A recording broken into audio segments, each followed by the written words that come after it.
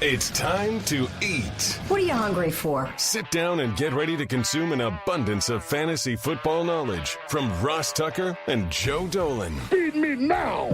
I'm starving. On the Fantasy Feast Eatin' Podcast. Yeah, let's eat, baby. It is the Fantasy Feast Eatin' Podcast, presented, of course, by DraftKings. That's where you go to play DFS. You go to DraftKings.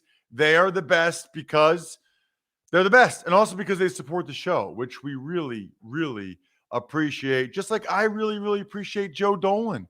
You need to check him out on social media at FG_Dolan. Always check out fantasypoints.com. Use the code 22Feast. I'm at Ross Tucker NFL. Feel like you probably already know that, whether it's Twitter or Instagram or Facebook, even TikTok, thanks to Jack. I'm basically a TikTok superstar now at this point, which is amazing. And you can follow us at Ross Tucker Pod, Twitter and Instagram, and then youtube.com/Ross Tucker NFL. Not messing around this week, Joe. We got a really good Thursday night game, which is interesting because the Patriots finally, I think, figured out their passing game just in time to go against the Bills team that doesn't have their passing game figured out. What's going on there? Yeah, I mean, Josh Allen might well be banged up, injured, whatever you want to call it. And the Bills, I mean, the thing about Buffalo is you play Stephon Diggs every week and you have to play Josh Allen every week. And I think Devin Singletary is probably somebody who, just because of his role in the offense, maybe he's in a question here and there, but probably is in your lineup. It's the ancillary pieces for Buffalo that I think are kind of interesting. You know, Gabe Davis is the same player that he's been, I mean, since he's taken over this full-time role. He can blow up. He cannot blow up. And we drafted him certainly to be better than this. Don't get me wrong. But we drafted him because he's associated with this Buffalo offense. But here's the problem with somebody like Gabe Davis, maybe somebody like Dawson Knox as well.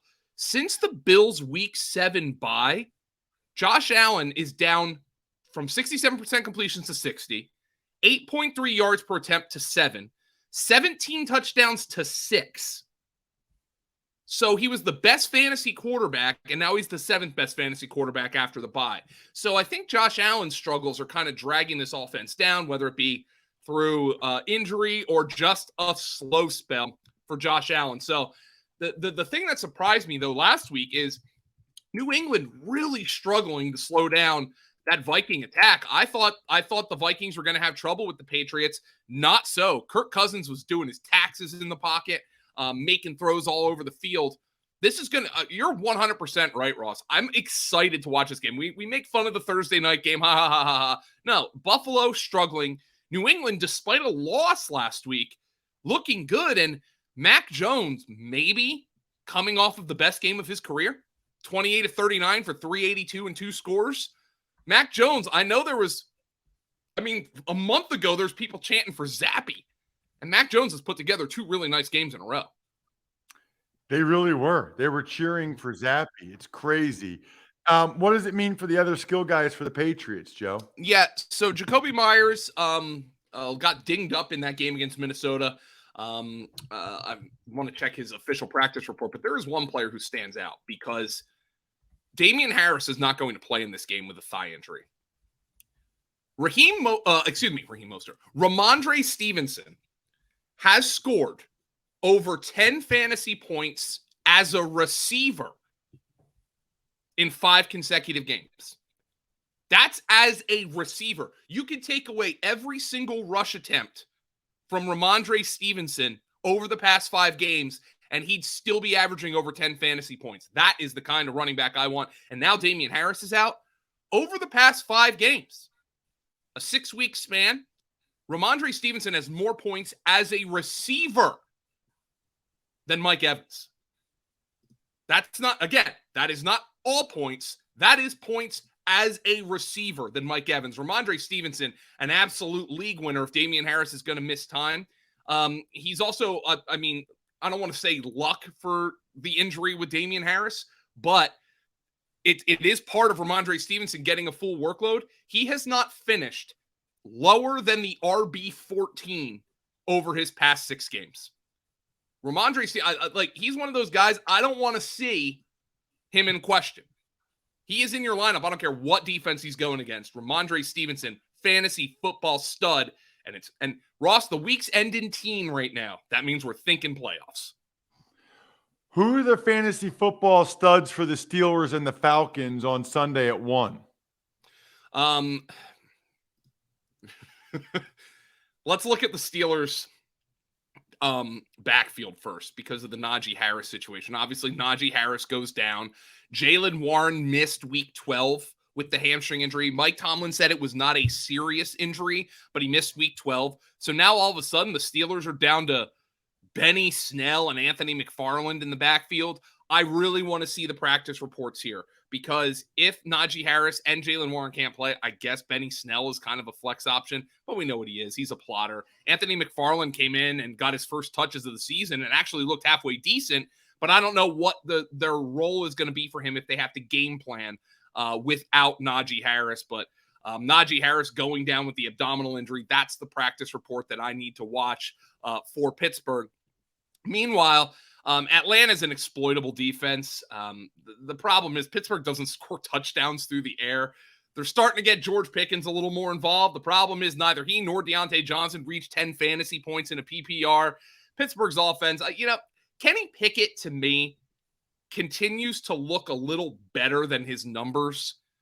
I'm not sure the scheme is helping him. He's making some rookie mistakes. I saw your offensive line brethren, Mitchell Schwartz, calling out essentially Troy Aikman for blaming a sack on the Steeler offensive line when Kenny Pickett should have known that he was hot and needed to get the ball out quickly. Those are rookie mistakes you expect a guy to work through. But this is not an offense right now that I'm really interested in investing in. That being said, it's Atlanta. It's an easy matchup. So if you use that as a tiebreaker for George Pickens or Deontay Johnson or even Benny Snell, I'm not going to blame you.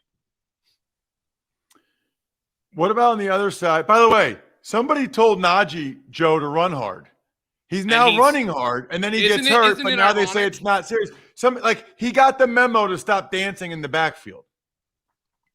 And look, Ross, he weighs 245 pounds. Go forward.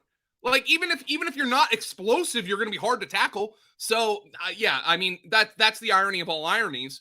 I've had a rough year, some rough luck with last year, Ross. I ran hotter than the sun with my prop bets and my fantasy. This year, the gods have they said, Dolan, it's time to pay the check.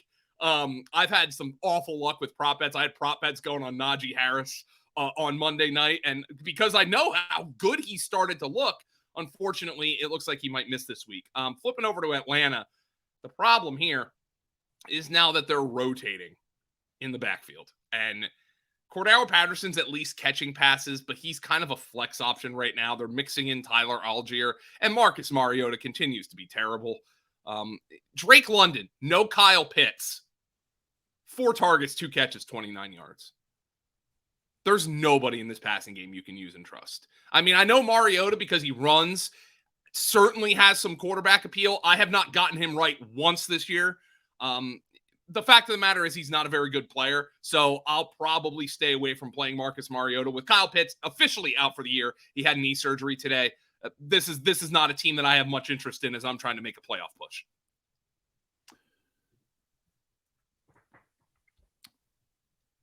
Denver, Baltimore. Denver, Baltimore. You've been on top of this, Joe. Lamar Jackson's not playing that great. No, and actually, I think Pro Football Focus had Lamar Jackson. Actually, I think it was his second highest or highest graded game of the year. Which, if that's the case, I haven't gone back and looked at the tape extensively. If that's the case, it just speaks to the Ravens' inability to put a good team around him. So, from weeks 1 through 3, Lamar averaged 34.8 fantasy points per game. That was the quarterback one. Since then, from week 4 through week 12, he's averaged 17.4 fantasy points per game. That's QB 14, literally half of the fantasy production that he had in the first 3 weeks of the season. He has accounted for multiple touchdowns in 1 of his last 8 games. He accounted for 12 touchdowns total in his first 3 games. He's accounted for 8 in his last 8. It's really a struggle. Wait. Say that again, Joe. Lamar Jackson accounted for 12 touchdowns from weeks 1 through 3, either throwing or running. He's accounted for 8 since in 8 games. So, yeah, that's a problem for fantasy. And I think, look, here's the deal. I know we all freak out each and every year. Oh, my God, the Ravens won the draft. I can't believe they got this guy. Holy crap, Ozzie Newsome does it again, even though Ozzie Newsome's not even there anymore. He does it again. They win the draft. They somehow managed to get the 10 best players in college football, 4 of them on day 3. Oh, I can't believe it. Yeah, none of them were wide receivers. None of them. They came into this year with 1 NFL receiver on their roster, and he's hurt. That's part of Lamar Jackson's struggles, if not the biggest part of it. So they got to win the draft every year, Ross. I would like to see them win the draft by taking a freaking wide receiver every now and again. It was an obvious weak spot that they did not address, and now Lamar Jackson is paying the price for it. He has struggled big time for fantasy of late. Your boy Latavius Murray had a decent day, right? Yeah, he looked pretty good. The problem is 52 of his 92 rushing yards came on 1 run. He had 40 yards on his other 12 carries. Now, those 52 yards count. It's just that sometimes you look at that and you're wondering, is that a sustainable kind of usage for him? Look, it was an 82% snap share for Latavius Murray, his highest since 2019.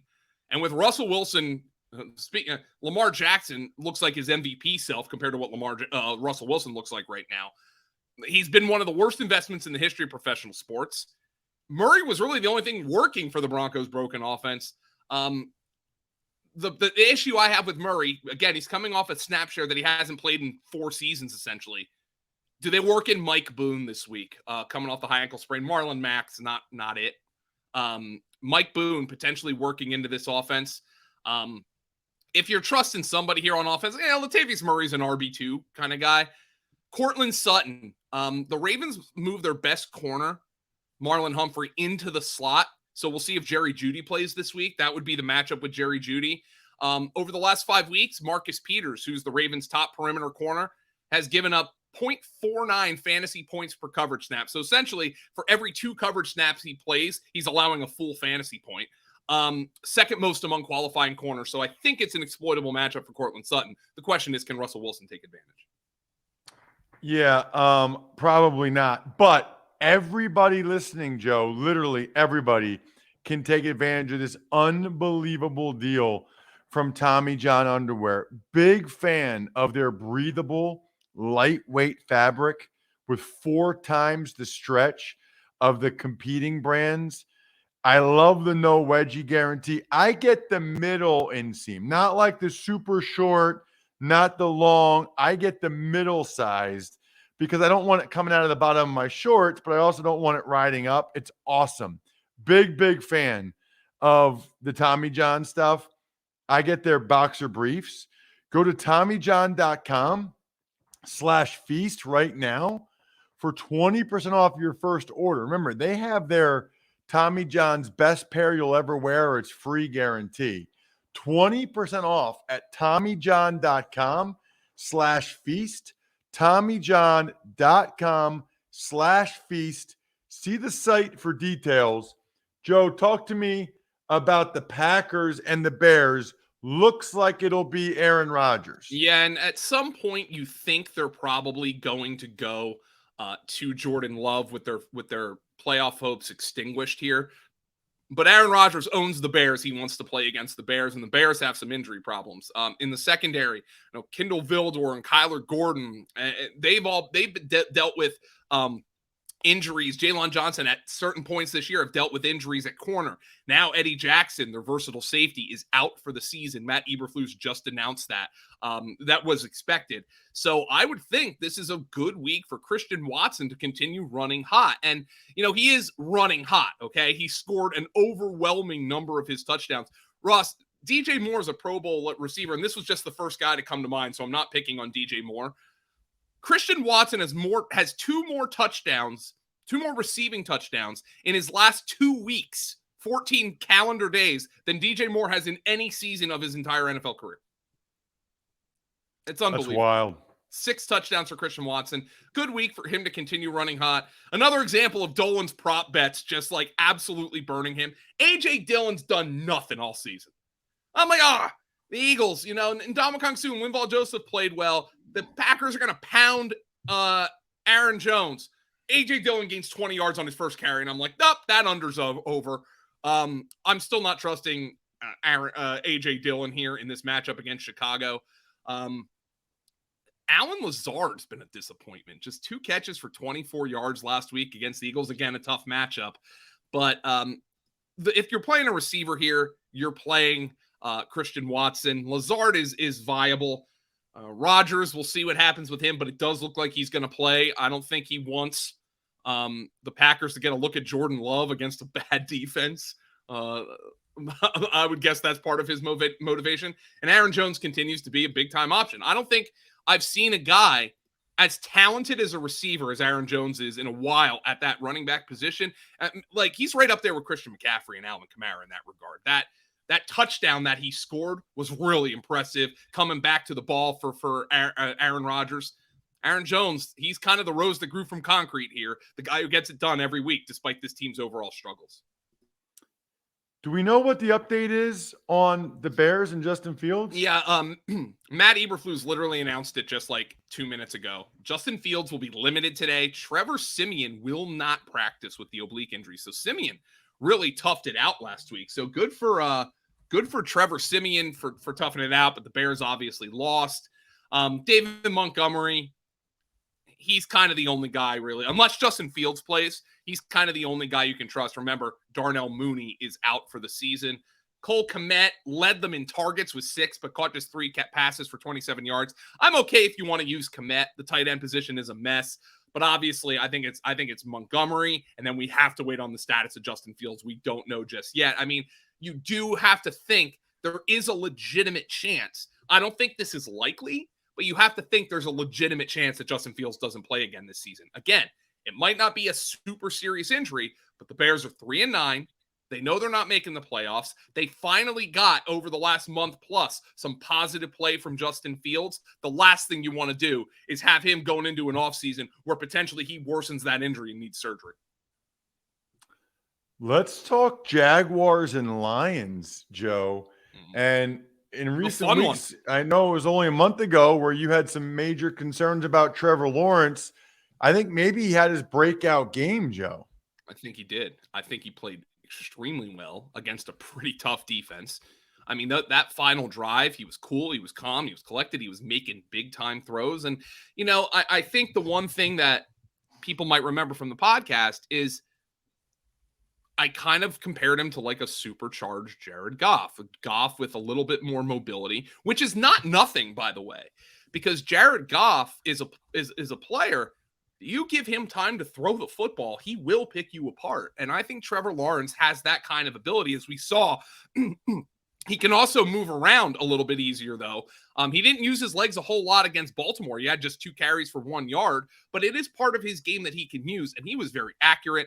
I think the trust that Doug Peterson showed in him was phenomenal. I think that is going to be a big step. And you remember that Doug Peterson coached Carson Wentz off of what I would probably consider Wentz having a somewhat promising but up and down rookie season in 2016, coaching him towards being an MVP candidate in 2017, getting him to break some of his bad tendencies, which of course we know returned to Wentz, and that's where Wentz is now. But I think Trevor Lawrence, this was a sign of what he can be, what he might become at the NFL level. And this is not a hard matchup for Trevor Lawrence. He is firmly on the streaming radar in this matchup against the Detroit Lions. I mean, he's been somebody who's been getting it done for fantasy. Meanwhile, Zay Jones, coming off a career high, 11 catches, 145 yards. Christian Kirk did have a tough matchup in that game, though, against Marlon Humphrey. As I mentioned earlier, Baltimore moved Marlon Humphrey inside. I don't think this matchup even approaches that level of difficulty for Christian Kirk. But the thing we're obviously keeping an eye on for Jacksonville, what is the status of Travis Etienne? Oh, it's a foot injury after 2 carries.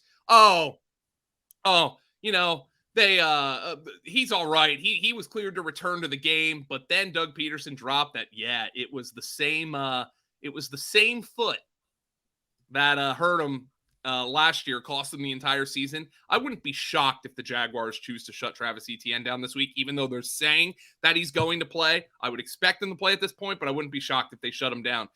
JaMychal Hasty would be the guy to pick up, but keep in mind they claimed Darrell Henderson off of waivers last week. So he would be there as a potential backup. Lions? So the Lions are getting a little bit healthier across the board. The problem is this DeAndre Swift rotation, it's not going away. And he's getting targets, okay? 8 targets is really good for a running back. That puts his expected fantasy points at a high level, but he's playing fewer snaps than Jamal Williams, and he's playing fewer snaps than Justin Jackson. And quite frankly, Justin Jackson's playing pretty well. So are they going to take DeAndre Swift off the field? At this point, if you play DeAndre Swift, you have to hope he catches a bunch of targets or he scores a touchdown. And he's been kind of doing that. He's been kind of keeping just enough value to consider him for lineups, but it's clear that they don't want him playing anywhere close to a full-time role or anywhere close to a halftime role at this stage. Amon-Ra St. Brown's a superstar. I mean, he's essentially he's the closest thing to Cooper Kupp that we have in the league right now with Cooper Kupp injured. Jared Goff's going to keep looking for Amon-Ra St. Brown. And we'll see if can Jameson Williams make it back onto the field for this club. And I'm not optimistic that he's going to be a fantasy option, Jameson Williams, but Ross, I think it's going to be somebody who's going to be very interesting to get a look at in the event that he does return.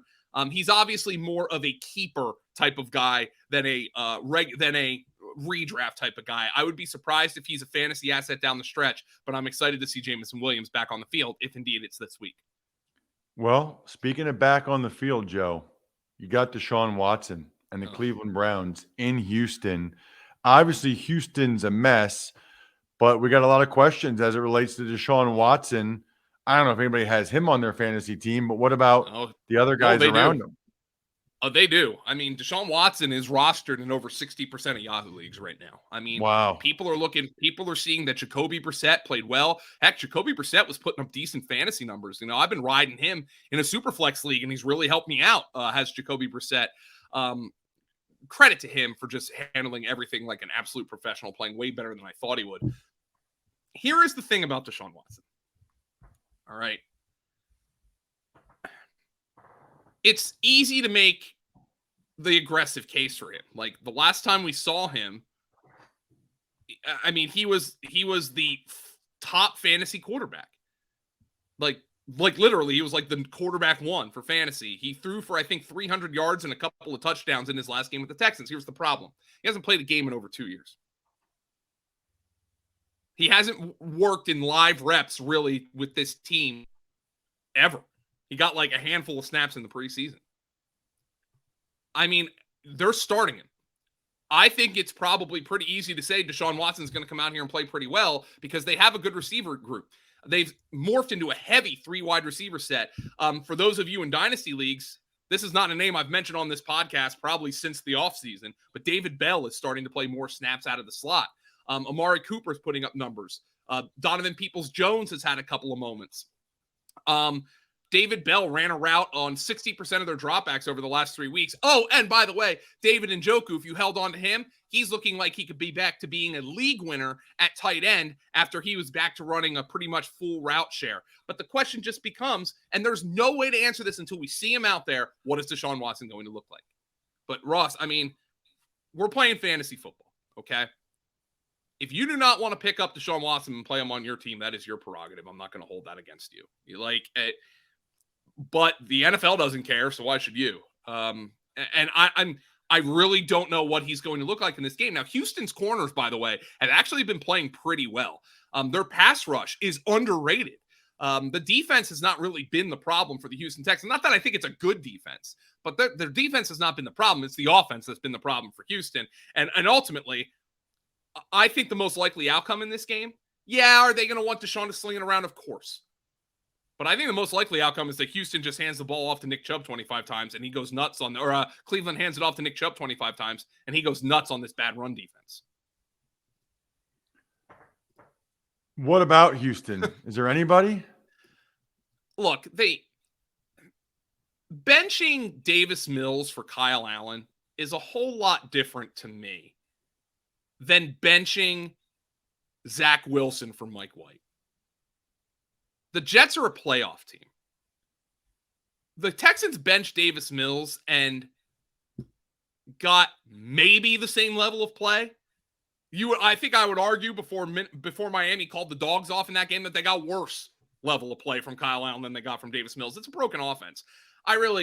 Nico Collins got 9 targets. If you're interested in that, yay.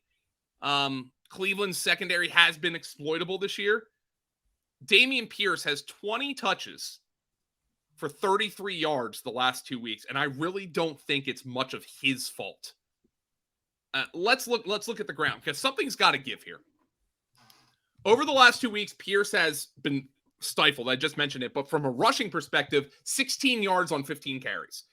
And a large part of those struggles are on the offensive line. The Texans are opening over the last 2 weeks 0.40 yards before contact per attempt, which is less than a third of the league average, and basically a third of what they were in the metric before week 11. But meanwhile, Cleveland's 3.02 yards before contact allowed over the last 5 weeks on the ground is nearly a full yard above the 31st ranked team, coincidentally, the Texans, in that metric. This is all per fantasy points data. The Browns are seeding massive holes on the ground. If Dameon Pierce does not get it done this week, it's time to shut him down for the season for fantasy, because this is a glorious matchup. And by the way, the Browns have struggled against rookie running backs of late. They allowed Rachaad White to go over 100 yards from scrimmage last week. They allowed James Cook to average 7.8 yards per carry on 11 carries in week 10. So even inexperienced running backs are running all over the Cleveland Browns. Really looking forward to the Jets and the Vikings, just like I always look forward to a Labatt Blue Light. There is no better way to watch any game, but especially 7-4 against 9-2, than with the pristine Canadian goodness of a cold Labatt Blue Light in your hand. Stock up and be the MVP of your tailgate. Share a Labatt on game day with your crew. Always enjoy responsibly. Beer, Labatt USA, Buffalo, New York. What about the Jets with Mike White? You were just talking about him, Joe. I mean, sometimes it's easy. The Jets have talented receivers. The Jets receivers were getting open. Zach Wilson was not hitting them. He was not seeing them. When he did see them, he threw it over their heads. I mean, Mike White's just out there, boop, booze, booze, booze. All right. I'm not going to try to do anything spectacular. Oh, there's Garrett Wilson. He's wide ass open. Boom, throwing the ball. Oh, Elijah Moore, even though he's still just a part-time player, there he goes streaking across the middle of the field. Boom, touchdown. I mean, it's easy. It's not a hard game. Yes, it is. But not when you have wide ass open receivers all the time. Mike White, I mean, this Jets team with Mike White is dangerous. You know, I almost liken it to Case Keenum with Minnesota back in the year they went to the NFC Championship game, the Minneapolis Miracle year.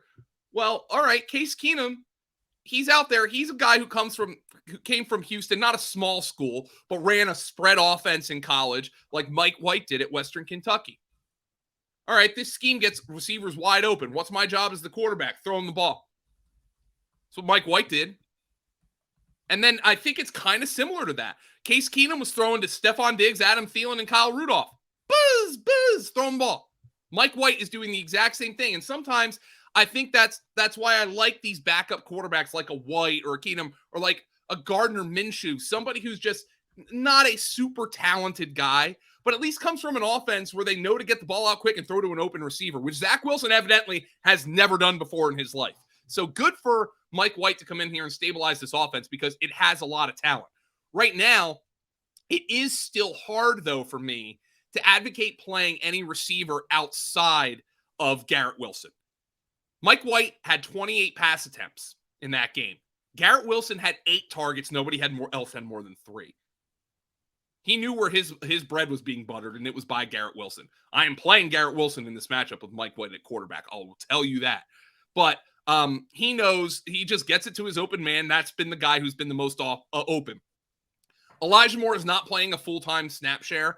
I know it was exciting to see him finally make a play, but he ran a route on less than half of White's dropbacks. So unfortunately, I don't think you can trust Elijah Moore at this point. So unfortunately, I still think he's maybe a bench stash. But look, Mike White's come in here and stabilized the offense. The other question for the Jets, of course, is what's going on in the backfield. Michael Carter, another guy I had a prop bet on this weekend, Ross. Woo! I got to the window right as they announced that James Robinson was inactive. All right. Oh man, 42.5 yards for Michael Carter. Boom, ankle injury. Ugh. And then Bam Knight, Zonovan Knight. Ross, did you ever call any of his games? Where did he play? North Carolina State.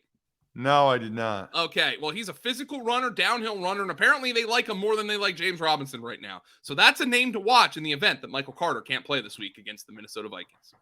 What about the Minnesota Vikings? The Vikings, Ross, first and foremost, my producers on SiriusXM troll me every week because they find these atrocious like fan songs about the Vikings. It's like the Minnesota Vikings, skull, skull, skull, stuff like that.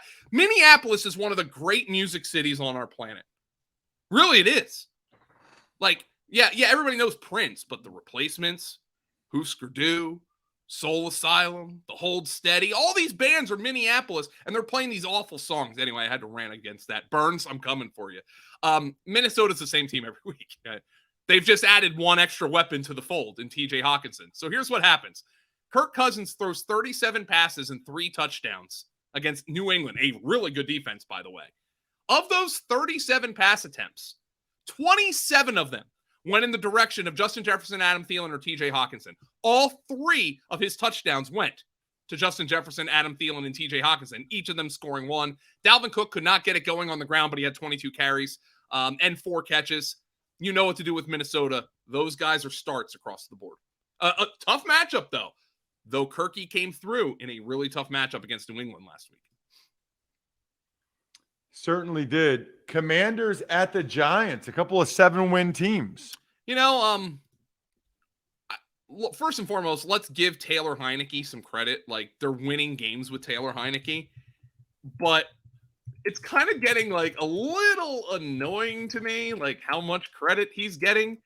He's thrown for more than 200 yards just once in his last 4 games. He went without a touchdown pass in 2 of his last 4 games. And like the announcers are gassing him up like, oh my God, Heineke. Like it's a toddler who peed on the potty for the first time. Like, look at him. Good boy. I think the team's playing for him, but we know where Washington is succeeding right now. The run game and defense, and they might get Chase Young back this week. Hello. Now, good news for the Giants, because 3 starting offensive linemen could also be back for them this week. The center, Feliciano, the guard, Bredesen, and the right tackle, the rookie right tackle, Evan Neal, could all be back this week, and they will need them all against this Washington front. But Washington finally got, and you know, Brian Robinson had been inefficient for the first, 8 games of his NFL career. Yeah, you know, Ross, I'll cut him a little bit of slack. He got shot this offseason and came back in a month. And then Brian Robinson looked awesome against Atlanta, running a defender over on his touchdown reception, 125 yards from scrimmage and a score. And by the way, Antonio Gibson was able to contribute for fantasy as well, even on a lesser value, because Robinson was running hot because he caught 3 passes as well. So this is a 2-man backfield with a passing game that they really don't want to have to trust. And because of their defense and because of their run game, they haven't had to trust it. And when they've needed a play, Heineke has kind of gone out and made them. We know he'll throw the occasional interception, but the guys play hard for him. Unfortunately, it does limit the ceiling of a guy like Terry McLaurin, who's really the only receiver you can consider here for Washington. On the Giants side? Yeah, it's a tough matchup for Saquon Barkley, and things have kind of dried up for him, unfortunately. I hope the offensive line coming back is going to help out Saquon Barkley and the New York Giants run game, because we know their pass game is just not very good right now. Darius Slayton, I think he's a guy that is a very strong wide receiver 3. I think you could consider Richie James now. He had 6 targets with Wan'Dale Robinson on IR with the ACL injury. But other than that, I mean, this has been a really rough go of it. Daniel Jones somehow completed 21 passes against Dallas on Thursday, which I think is credit to Daniel Jones, because man, that matchup's tough. And he didn't have any receivers out there. The problem is 9 different receivers caught his 21 passes. And that's hard to get fantasy production out of. If you've got Saquon, you got to suck it up and you got to keep playing him. What about the Titans and the Eagles, Joe? I mean Jalen Hurts out here winning leagues for people again like last year. Ross, I want to ask you as a former NFL player who played, I think, in an era when pocket passing was more prolific than it is now. And I think we were probably rehashing it from when Lamar Jackson won the MVP. But should it matter if Jalen Hurts is putting touchdowns up on the ground or through the air? No. It's kind of like is this like the most nitpick 10-1 quarterback of all time? Like, it's kind of amazing. He's turned the ball over 5 times this year. 5. Like, he's taking care of the football. When he does throw it, they're making big plays through the air. And then he's taking off and running, and he typically avoids big hits. It's kind of strange to me, Ross, how much he's being nitpicked. But I think Jalen Hurts has progressed. We knew he was a great runner, but I think he's progressed as a passer. That touchdown throw he made to Quez Watkins, the 30-yarder against Green Bay, was spectacular. I mean, if Josh Allen makes that throw, if Patrick Mahomes makes that throw, that perfectly placed back shoulder throw down the right sideline, you're seeing that highlight everywhere. I don't know. I think Jalen Hurts is I mean, look, he won the NFC's Offensive Player of the Week, but everybody's like, oh my God, what if he has to step back and throw? They're 10-1. He's thrown enough, and he's done a great job of it. Now, this is a very tough matchup for the Philadelphia offense, and I think this is going to be a fascinating game to watch from both sides of the field. So, the Eagles just ran for 363 yards. It was the most of any team this year by a whopping 49 yards. You would not be surprised to know that the Titans are second on that list. Just the second team in the last 15 years to have a game with 360 or more rushing yards. The Ravens ran for 404 in the 2020 season finale against the Bengals. Now, the Titans, though, have allowed on non-quarterback rush attempts. That's the key. On non-quarterback rush attempts, the Titans have allowed the fewest yards before contact per attempt over the last 5 weeks. That's bad news for Miles Sanders. But again, that is for non-quarterback rush attempts. Jalen Hurts is not the typical quarterback, and he affects the run game in more ways than one. But it is worth noting that in a similar matchup with the Colts 2 weeks ago, Hurts ran for 86 yards and a touchdown, while Sanders and the other Eagle running backs combined for just 55 yards on 17 carries. So I think if the Eagles are going to run the ball in this game, I think it's on Hurts because the Titans' run defense has been spectacular. And then, of course, A.J. Brown's going up against Christian Fulton. Not a shadow situation, but Christian Fulton's one of the most underrated corners in the NFL. A.J. Brown, though, I would cut him some slack for the fumble that he had in this past week's game against against Green Bay. Did you see him after the game, Ross? No. A.J. Brown? He popped a blood vessel in his eye from vomiting so much last week. He had a stomach virus. Literally, his entire eye is bloodshot. He lost 7 pounds. He'll be in better condition this week in his revenge game against the Tennessee Titans. Yeah, I mean, he's going to be up for that one. There's no question. What about the Titans on the other side? Well, we know what teams are going to do to try to beat the Eagles. They're going to try to run the ball. The Titans have Derrick Henry. They're going to give Derrick Henry the ball quite a bit. There's no real analysis to be had there. The one I'm interested by is Treylon Burks. We know Treylon Burks is coming on here. We know the Eagles have potentially the NFL's best corner duo in Darius Slay and James Bradbury. We also know the Eagles are on their backup slot cornerback, Josiah Scott, who's played pretty well, but he's not Avonte Maddox. Since Treylon Burks returned to the lineup in Week 10, his 2.73 yards per route run is 8th most among qualified wide receivers, so he's making big plays. He's run 20% of his routes from the slot the last 3 weeks, and he averages 3.67 yards per route run from the slot versus 2.5 outside. Both of those are bangarang numbers. They're awesome numbers, but the slot one is really intriguing to me because I wonder if they'll move him into the slot to try to create more big plays against Josiah Scott than they'll get against Bradbury and Slay. Of course, also Chauncey Gardner-Johnson is likely to miss this game for Philadelphia with the kidney injury. So I'm interested to see what they do with Treylon Burks in this matchup. I think they're going to move him inside more than they play him outside, or at least move him inside more than he's run the last 3 weeks. He's been playing well. I'm looking forward to it. I'm also looking forward to episode 2 of the show that's so nice. We do it twice. He's at FG_Dolan. I'm at Ross Tucker NFL. We got some juicy games. Niners, Dolphins, Chiefs, Bengals. Let's do this episode 2. I'm stuffed. We're done. Thanks for listening to the Fantasy Feast podcast. Make sure to also subscribe to the Ross Tucker Football Podcast, Even Money, Business of Sports, and the College Draft. All available at Apple Podcasts, rosstucker.com, or wherever podcasts can be found.